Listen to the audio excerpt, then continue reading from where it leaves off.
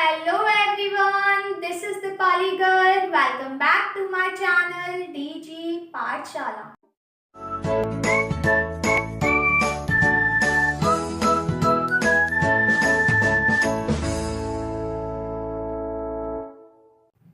Guys, आज की video का जो टॉपिक है वो है ऑस्मोसिस। तो गाइस, इस वीडियो में मैं आप लोगों को ऑस्मोसिस समझाने वाली हूँ। तो ऑस्मोसिस को हम एक सिंपल एक्सपेरिमेंट के थ्रू भी समझेंगे। और गाइस, ऑस्मोसिस के टाइप भी मैं आपको बताने वाली हूँ, that is endosmosis and exosmosis. और गाइस, इसके साथ में हम लास्ट में समझेंगे ऑस्मोटिक प्रेशर क्या होता है। तो ऑस्मोटिक प्रेशर भी आप लोगों को मैं बताने वाली हूँ। तो चलिए स्टार्ट करते हैं।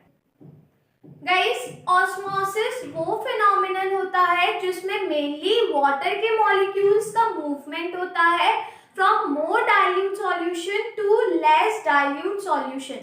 गाइस, डाइल्यूट सॉल्यूशन की अगर हम बात करते हैं तो मोर डाइल्यूट सॉल्यूशन मतलब जिसमें वाटर के मॉलिक्यूल्स ज्यादा हो और सॉल्यूट के मॉलिक्यूल्स कम हो, और लेस डाइल्यूट सॉल्यूशन मतलब जिसमें वाटर के मॉलिक्यूल्स कम है और सॉल्यूट के मॉलिक्यूल्स ज्यादा है। अगर हम सिंपल लैंग्वेज में बात करते हैं तो जो मोर डाइल्यूट सॉल्यूशन मतलब पतला सॉल्यूशन जिसमें वाटर ज्यादा है, और लेस डाइल्यूट सॉल्यूशन मतलब गाढ़ा सॉल्यूशन जिसमें वाटर के मॉलिक्यूल्स कम है और सॉल्यूट के मॉलिक्यूल्स ज्यादा है। तो गाइस, ऑब्वियसली जो वाटर के मॉलिक्यूल्स होंगे वो ज्यादा से कम की तरफ मूव करेंगे। तो ऑस्मोसिस में मेनली वाटर के मॉलिक्यूल्स का मूवमेंट होता है मोर डाइल्यूट सॉल्यूशन से लेस डाइल्यूट सॉल्यूशन तक through semi permeable membrane. Guys, यहाँ पे जो मूवमेंट होता है वाटर के मॉलिक्यूल्स का वो होता है सेमी परमिएबल मेम्ब्रेन के थ्रू। तो यहाँ पे जो कीवर्ड हो गया वो क्या हो गया, सेमी परमिएबल मेम्ब्रेन। ठीक है, तो गाइस देखिए ऑस्मोसिस की define, osmosis is the diffusion of water molecules across a semi-permeable membrane from a more dilute solution with a low solute concentration to a less dilute solution with a higher solute concentration।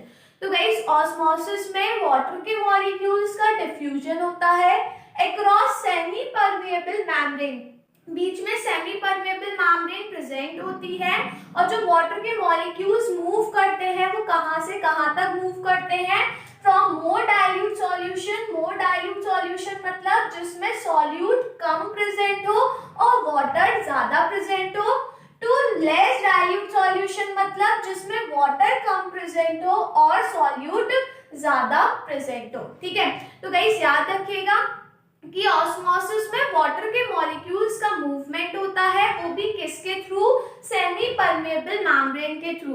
तो guys, यहाँ पे जो keyword हो गया वो क्या हो गया, सेमी परमेबल मेम्ब्रेन। तो जब भी आप डिफाइन लिखें तो सेमी परमेबल मेम्ब्रेन को मेंशन जरूर करिएगा। गाइस, जैसे कि हमने डिफ्यूजन में पढ़ा था, डिफ्यूजन में क्या हो रहा था, गैसेस के मॉलिक्यूल्स, लिक्विड के मॉलिक्यूल्स और सॉलिड के मॉलिक्यूल्स का मूवमेंट होता था, उसमें from higher concentration to lower concentration when they are in direct contact, जब दोनों सॉल्यूशन आपस में कैसे हो, डायरेक्ट कांटेक्ट में हो। बट गाइस, ऑस्मोसिस में क्या होता है, सिर्फ वाटर के मॉलिक्यूल्स का मूवमेंट होता है, जहां पे मॉलिक्यूल ज्यादा है तो मॉलिक्यूल ज्यादा से कम की तरफ मूव करते हैं, वो भी किसके थ्रू, सेमी परमेबल मेम्ब्रेन के थ्रू। यहाँ पे डायरेक्ट कांटेक्ट नहीं होता, यहाँ पे बीच में सेमी परमेबल मेम्ब्रेन प्रेजेंट होती है। ठीक है, और गाइस, जो सेमी परमेबल मेम्ब्रेन होती है ये वो मेम्ब्रेन होती है जिससे के थ्रू सिर्फ सेलेक्टिव सब्सटेंस ही जा सकते हैं। तो मेनली जो वाटर के मॉलिक्यूल्स होते हैं वो छोटे होते हैं, तो इजीली सेमी परमेबल मेम्ब्रेन के थ्रू पास आउट हो जाते हैं। ठीक है, अब गाइस, जो ऑस्मोसिस होती है वो दो टाइप की होती है, एक होती है एंडोस्मोसिस और एक होती है एक्सोस्मोसिस। ठीक है, तो देखिए गाइस, एक है एंडोस्मोसिस, यहाँ पे जो एंडो का वर्ड का मतलब होता है वो होता है इनवर्ड, और जो दूसरी है वो है एक्सोस्मोसिस। तो गाइस, यहाँ पे एक्सो वर्ड का मतलब होता है आउटवर्ड। तो एंडोस्मोसिस में क्या होता है, इनवर्ड डिफ्यूजन ऑफ वाटर, जो वाटर होता है वो सेल के अंदर मूव करता है, मतलब जो वाटर है वो अंदर की साइड मूव करता है, और एक्सोस्मोसिस में क्या होता है, जो वाटर होता है वो बाहर की साइड मूव करता है। Outward diffusion of water. ठीक है, अब गाइस इस चीज को हम एक एग्जांपल की हेल्प से समझते हैं। यहाँ पे मैंने एक बीकर ले लिया और इस बीकर में मैंने वाटर ले लिया। ठीक है, अब गाइस इसके अंदर मैंने एक सेल डाल दिया। अब क्या होगा गाइस, बाहर की साइड वाटर ज्यादा है और इस सेल के अंदर वाटर कम होगा, ऑब्वियसली, है ना। तो अब वाटर कैसे मूव करेगा, ज्यादा से कम की तरफ। तो बाहर तो वाटर ज्यादा है, सेल के अंदर वाटर कम होगा, तो ये जो वाटर है ये इसके अंदर मूव करेगा। अब जब वाटर इसके अंदर मूव करेगा तो गाइस ये जो सेल है वो क्या कर जाएगा, स्वेल अप हो जाएगा। स्वेल अप मतलब फूल जाएगा। तो आप देख सकते हो कि यहाँ पे ये जो सेल है वो क्या कर गया, स्वेल अप कर गया। ठीक है, यहाँ पे जो सेल है वो क्या कर गया, स्वेल अप कर गया। क्यों? क्योंकि यहाँ पे कौन सा प्रोसेस हो रहा है, एंडोस्मोसिस हो रहा है। एंडोस्मोसिस मतलब वाटर का इनवर्ड डिफ्यूजन हो रहा है। जो वाटर है वो अंदर की साइड मूव कर रहा है। क्यों? क्योंकि बाहर की साइड वाटर ज्यादा है, सेल के अंदर ऑब्वियसली वाटर कम होगा, तो जो वाटर होगा वो ज्यादा से कम की तरफ मूव करता है। ठीक है, और बीच में क्या प्रेजेंट होगी, यहाँ पे सेमी परमेबल मेम्ब्रेन। ये जो सेल है इसके आसपास यहाँ पे सेल मेम्ब्रेन प्रेजेंट होगी, और जो सेल मेम्ब्रेन होती है वो as a semi permeable membrane act करती है। ठीक है, तो यहाँ पे वाटर अंदर की साइड मूव कर रहा है और यहाँ पे जो सेल है वो क्या कर जाएगा, स्वेल अप कर जाएगा। तो आप देख सकते हो कि जो सेल है वो फूल गया, स्वेल अप कर गया। अब समझते हैं एग्जॉस्मोसिस। गाइस मैंने अगेन एक बीकर लिया, बट इस बार इस बीकर में मैंने शुगर सॉल्यूशन लिया है।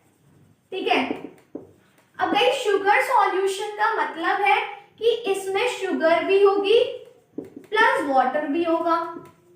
ठीक है, तभी शुगर सॉल्यूशन बनेगा। पर गाइस यहाँ पे जो शुगर होगी वो ज्यादा अमाउंट में होगी और जो वाटर होगा वो कम अमाउंट में होगा। ठीक है, मतलब यहाँ पे जो सॉल्यूशन है वो कैसा है, गाढ़ा सॉल्यूशन है। जो सॉल्यूशन है वो कैसा है, लेस डाइल्यूट सॉल्यूशन है। लेस डाइल्यूट मतलब वाटर कम है और जो शुगर के मॉलिक्यूल्स है वो ज्यादा प्रेजेंट है। अब गाइस यहाँ पे सेल के अंदर वाटर ज्यादा होगा और बाहर की साइड वाटर कम है, तो ऑब्वियसली जो वाटर होता है वो ज्यादा से कम की तरफ मूव करता है। तो अब यहाँ पे क्या होगा कि जो वाटर है वो बाहर की साइड मूव करना स्टार्ट करेगा। क्यों? क्योंकि सेल के अंदर वाटर ज्यादा है और बाहर की साइड वाटर कम है, तो जो वाटर है वो अंदर से बाहर की साइड मूव कर रहा है, मतलब आउटवर्ड मूव कर रहा है। ठीक है, अब गाइस जब ये बाहर की साइड मूव करेगा, जब इसमें से वाटर निकल जाएगा तो जो सेल होगा वो श्रिंक कर जाएगा।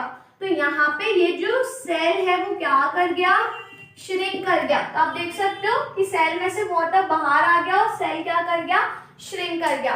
तो एग्जॉस्मोसिस में क्या होता है, जो सेल होता है वो श्रिंक कर जाता है, और एंडोस्मोसिस में क्या होता है, जो सेल होता है वो स्वेल अप कर जाता है। तो इस कंडीशन में जो हो रहा है वो क्या हो रहा है, एंडोस्मोसिस हो रहा है।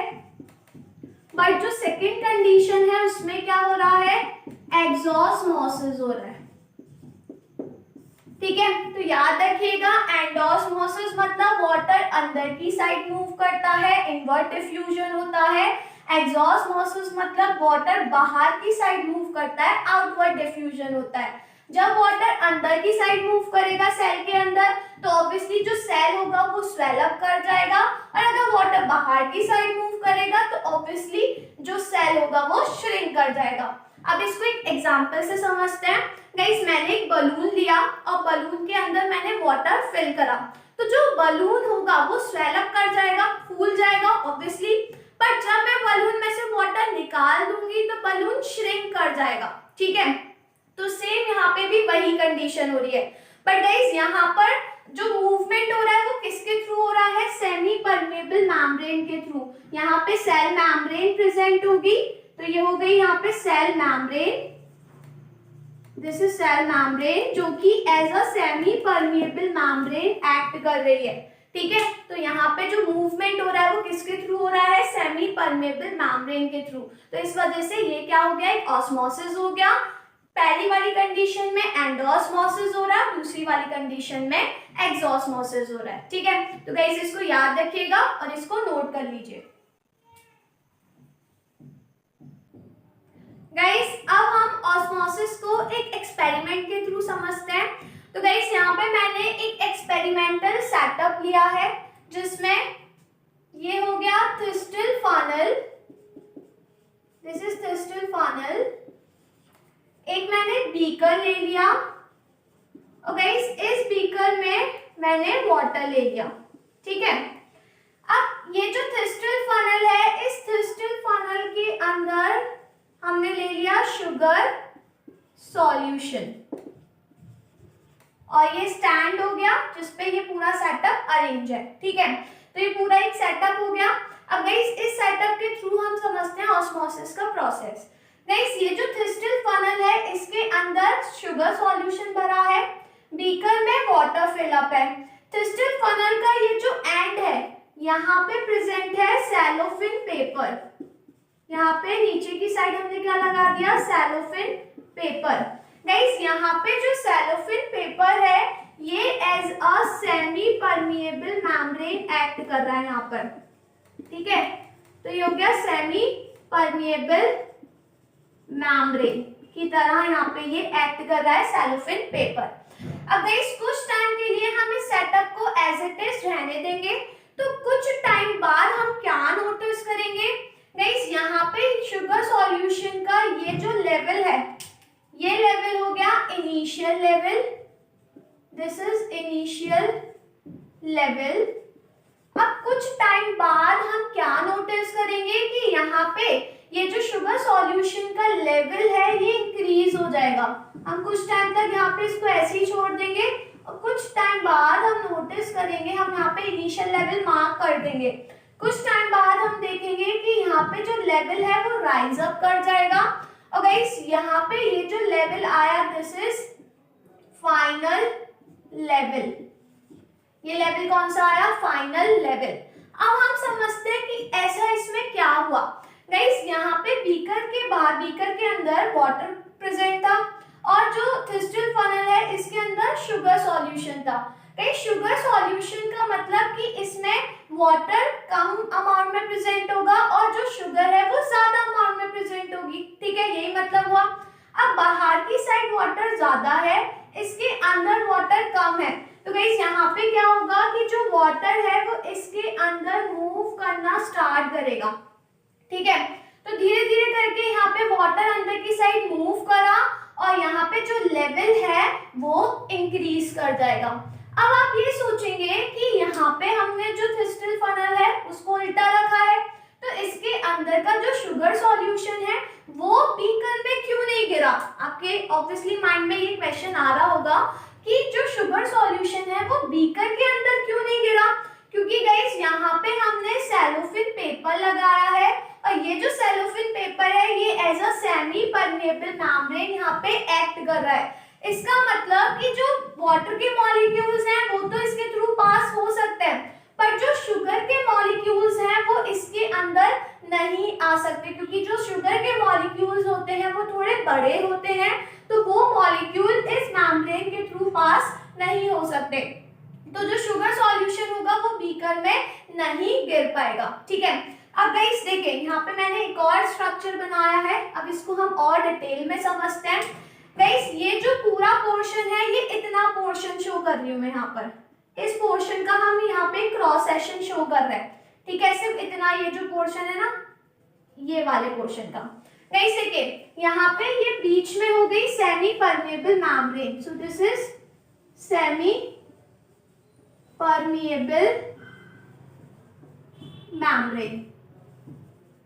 गाइस सेमी परमेबल मेम्ब्रेन मतलब यहाँ पे हमने सेलोफिन पेपर लिया है, तो यहाँ पे ये क्या हो गया, cellophane paper, so this is cellophane paper. ठीक है, अब ये वाला जो पोर्शन है ये बीकर वाला हम पोर्शन मान के चल रहे हैं, क्योंकि गाइस यहाँ पे वाटर के मॉलिक्यूल ज्यादा हैं, तो ये जो पोर्शन हो गया ये कौन सा हो गया, this is more dilute solution, this is more dilute solution. ये पोर्शन हम मान रहे हैं A और ये वाला जो पोर्शन है इसको हम मान रहे हैं B। तो गाइस A पोर्शन में मोर डाइल्यूट सॉल्यूशन प्रेजेंट है। मोर डाइल्यूट सॉल्यूशन का मतलब कि इस पोर्शन में वाटर के मॉलिक्यूल ज्यादा हैं और जो सॉल्यूट है उसके मॉलिक्यूल्स कम है। B वाले पोर्शन में हमने कौन सा सॉल्यूशन ले लिया, लेस डाइल्यूट सॉल्यूशन। तो आप देख सकते हो B वाले पोर्शन में वाटर के मॉलिक्यूल्स कम प्रेजेंट है। So this is less dilute solution. ठीक है, यहाँ पे हमने ले लिया लेस डाइल्यूट सॉल्यूशन। अब गाइस यहाँ पे ये जो छोटे वाले मॉलिक्यूल्स हैं ये कौन से मॉलिक्यूल्स हैं, वाटर के मॉलिक्यूल्स हैं। सो ये जो मॉलिक्यूल्स हो गए ये किसके हो गए, वाटर के मॉलिक्यूल्स। अब इसमें हमने शुगर सॉल्यूशन लिया है, तो ये जो बड़े वाले मॉलिक्यूल्स हैं ये किसके हैं, शुगर मॉलिक्यूल्स। ठीक है, तब समझिए गाइस यहाँ पे क्या हुआ, ये पोर्शन हो गया बीकर वाला पोर्शन, ठीक है, मतलब मोर डाइल्यूट वाला पोर्शन, और ये वाला पोर्शन हो गया जो थिस्टिल फनल के अंदर जो शुगर सॉल्यूशन भरा हुआ है वो वाला पोर्शन। और बीच में क्या हो गया, सेलोफेन पेपर जो as a semi permeable membrane act कर रही है। अब गाइस ये जो सेमी परमेबल मेम्ब्रेन है इसमें पोर्स प्रेजेंट होते हैं बहुत सारे। तो आप देख सकते हो यहाँ पे मैंने गैप्स बनाए हैं, इसका मतलब कि जो सेमी परमेबल मेम्ब्रेन होते हैं उसमें बहुत सारे पोर्स प्रेजेंट होते हैं। तो यहाँ पे जो वाटर के मॉलिक्यूल्स हैं वो छोटे हैं तो इजीली इसके थ्रू ये पास हो जाएंगे। तो आप देख सकते हो यहाँ पे वाटर के molecule easily semi permeable membrane के थ्रू पास हो गए। बट गाइस यहाँ पे जो शुगर के मॉलिक्यूल्स हैं ये बहुत बड़े बड़े हैं, तो ऑब्वियसली ये इसके थ्रू पास नहीं हो सकते, क्योंकि आप देख सकते हो कि ये बहुत बड़े हैं और ये इतना गैप नहीं है कि ये इसके थ्रू पास हो सके। तो गाइस जो वाटर के मॉलिक्यूल्स हैं वो तो इधर की साइड जा रहे हैं, बट जो शुगर के मॉलिक्यूल्स हैं वो इधर की साइड नहीं आ रहे। यहाँ पे मैंने इधर की साइड शुगर के मॉलिक्यूल्स इस वजह से बनाए हैं ताकि आपको समझ आए कि मोर डाइल्यूट सॉल्यूशन और लेस डाइल्यूट सॉल्यूशन में क्या फर्क है। बट बीकर में सिर्फ हमने वाटर ही लिया है, तो इस बीकर में सिर्फ और सिर्फ वाटर ही प्रेजेंट होगा। ठीक है, तो गाइस यहाँ पे वाटर आप देख सकते हो, वाटर के मॉलिक्यूल्स तो मूव कर रहे हैं, बट जो शुगर के मॉलिक्यूल्स हैं वो इधर की साइड मूव नहीं कर सकते। तो जो शुगर सॉल्यूशन होगा वो थिस्टिल फनल के अंदर ही रहेगा, वो बीकर में नहीं आएगा। पर जो वाटर के मॉलिक्यूल्स हैं वो इस थिस्टिल फनल के अंदर मूव कर जाएंगे और यहाँ पे जो लेवल होगा वो राइज अप कर जाएगा।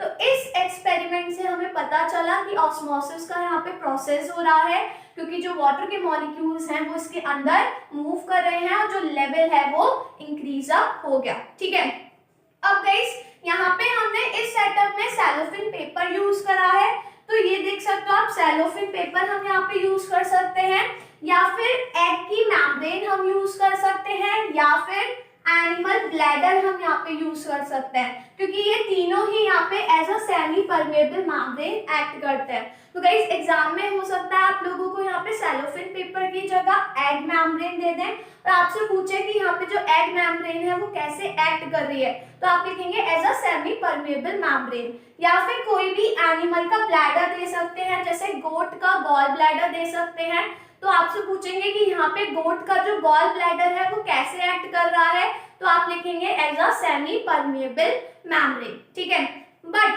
गाइस अगर हम यहाँ पे सेलोफेन पेपर की जगह यूज करते हैं रबर की शीट, तो क्या होता है, तो गाइस अगर हम रबर की शीट यूज करते हैं तो जो रबर की शीट होती है वो कैसी होती है, इम्परमेबल होती है। गाइस इम्परमेबल का मतलब है कि कोई भी सब्सटेंस उसके थ्रू पास नहीं हो सकता। जैसे कि बलून का अगर हम एग्जांपल लेते हैं, गाइस बलून में हमने वाटर फिल करा, तो क्या वाटर धीरे धीरे करके बलून में से बाहर आता है, नहीं आता, क्योंकि वो बलून की जो शीट है वो भी रबर की शीट है। बट गाइस जो रबर की शीट होती है वो कैसी होती है, इम्परमेबल होती है। इम्परमेबल मतलब उसमें कोई भी पोर्स प्रेजेंट नहीं होते, तो कोई भी सब्सटेंस बाहर की साइड या अंदर की साइड नहीं जा सकता उसके थ्रू। तो अगर हम यहाँ पे रबर की शीट यूज करते हैं तो एक्सपेरिमेंट होएगा ही नहीं, ये जो लेवल है ये एज इट इज रहेगा, बीकर में वाटर एज इट इज रहेगा, कहीं पे भी कोई भी मूवमेंट नहीं होगा। ठीक है, बट अगर हम यहाँ पे यूज करते हैं मसलिन क्लॉथ, तो गाइस जो मसलिन क्लॉथ होता है ये फ्रीली परमिएबल होता है। फ्रीली परमिएबल का मतलब है कि कोई भी इसके थ्रू कोई सा भी सॉल्यूशन, कोई से भी मॉलिक्यूल्स मूव कर सकते हैं, या तो अंदर जा सकते हैं या तो बाहर आ सकते हैं। तो अगर हम यहाँ पे सेलोफेन पेपर की जगह मसलिन क्लॉथ यूज करते हैं, तो गाइस जो वाटर के मॉलिक्यूल्स होंगे वो इतनी जल्दी ऊपर की साइड नहीं जा पाएंगे जितनी जल्दी जो शुगर सॉल्यूशन है वो नीचे की साइड आ जाएगा। तो अगर हम यहाँ पे मसलिन क्लॉथ लगाते हैं तो पूरा जो शुगर का सॉल्यूशन है वो बीकर के अंदर गिर जाएगा। क्यों? क्योंकि जो मसलिन क्लॉथ होता है वो कैसा होता है, फ्रीली परमेबल होता है। तो कोई भी सब्सटेंस, कोई भी मॉलिक्यूल्स इसके थ्रू मूव कर सकते हैं। तो जो जितना भी जो शुगर सॉल्यूशन है वो पूरा गिर के कहाँ पर आ जाएगा, बीकर के अंदर, क्योंकि ऑब्वियसली वाटर के मॉलिक्यूल्स इतनी जल्दी मूव नहीं कर सकते जितना जल्दी शुगर गिर कर आ जाएगा, क्योंकि हमने इसको उल्टा रखा है। तो शुगर सॉल्यूशन पूरा किसके अंदर गिर जाएगा, बीकर के अंदर। ठीक है, तो इस चीज को याद रखिएगा। यहाँ पे अगर हम ये तीन यूज करते हैं तो ये as a semi permeable membrane act करते हैं। रबर शीट यूज करते हैं तो ये होती है इम्परमेबल, तो यहाँ पे कोई भी एक्सपेरिमेंट नहीं हो पाएगा, ऑस्मोसिस नहीं हो पाएगा। और अगर हम यहाँ पे मसलिन क्लॉथ यूज करते हैं तो ये as a freely permeable membrane act करेगा और जितना भी शुगर सॉल्यूशन है वो इस बीकर के अंदर गिर जाएगा। ठीक है, अब गाइस मे भी हो सकता है आपको एग्जाम में यहाँ पे जैसे हमने थिस्टिल फनल यूज करा है, यहाँ पे थिस्टिल फनल की जगह विस्किंग बैग प्रेजेंट होता है। तो कुछ कुछ एक्सपेरिमेंट में यहाँ पे थिस्टिल फनल की जगह यूज किया जाता है विस्किंग बैग। तो गाइस यहाँ पे जो विस्किंग बैग होता है उसमें भी process same as it is होता है। ठीक है, तो थिस्टिल फनल की जगह में भी हो सकता है विस्किंग बैग यूज करते हैं। तो जो विस्किंग बैग होता है ये भी as a semi permeable membrane ही एक्ट करता है। तो इस चीज को याद रखिएगा। ठीक है, और गाइस इसको नोट कर लीजिए। गाइस अब हम समझते हैं कि ऑस्मोटिक प्रेशर क्या होता है। तो गाइस ऑस्मोसिस हो रहा है, वाटर का मूवमेंट हो रहा है, तो जितना वाटर ऑस्मोसिस के थ्रू मूव करता है उसी के मेजर को कहा जाता है ऑस्मोटिक प्रेशर।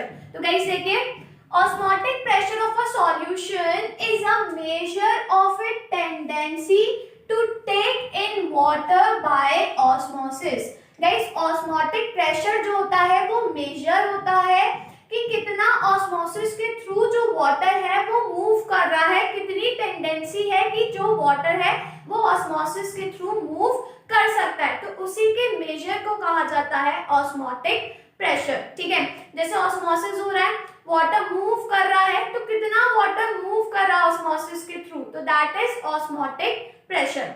अब इस क्वेश्चन आता है कि ऑस्मोसिस हो रहा है, बट ये जो ऑस्मोसिस का प्रोसेस है वो कब तक चलेगा? क्या ये चलता ही रहेगा, ऐसा ऑस्मोसिस होता ही रहेगा? कभी तो एक ऐसा टाइम आएगा कि जब ऑस्मोसिस का जो प्रोसेस है वो रुक जाएगा। तो ये जो ऑस्मोसिस का प्रोसेस होता है ये कब तक चलता है? तो गाइस इसमें क्या होता है, दो सॉल्यूशन है, एक में वाटर ज्यादा है, एक में वाटर कम है। तो ऑब्वियसली वाटर के मॉलिक्यूल ज्यादा से कम की तरफ मूव करेंगे।